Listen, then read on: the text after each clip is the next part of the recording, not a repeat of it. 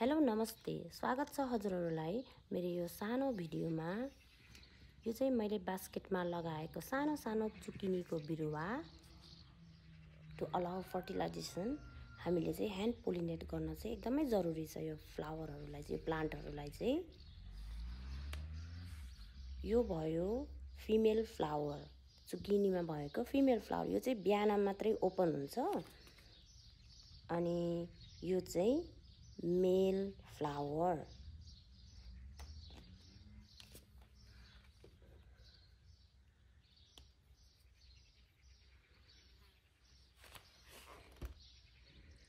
यसलाई पोलिनेट गर्नलाई चाहिँ मैले चाहिँ एउटा एयरबडको सहायता लिएको छु।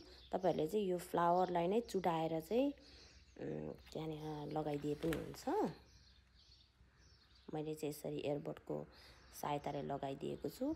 यसलाई यो पोलिनेट गर्न, यसलाई यो लगाइदिने एकदम राम्रो समय चाहिँ बिहानको समय, किनभने फिमेल फ्लावर चाहिँ बिहानको टाइममा मात्रै ओपन हुने गर्दछ। फिमेल फ्लावरको मुनि चाहिँ अलवेज फ्रुट्स चाहिँ लागेको हुन्छ अनि मेल फ्लावरमा चाहिँ, यो चाहिँ फिमेल फ्लावर भयो। मेल फ्लावर चाहिँ जस्ट फ्लावर मात्रै हुन्छ, त्यसमा चाहिँ केही पनि फ्रुट्सहरू लागेको हुँदैन।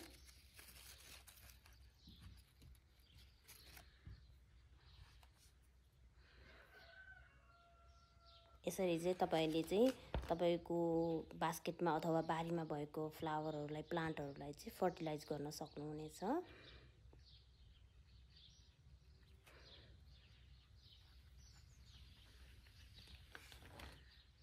Thank you for watching.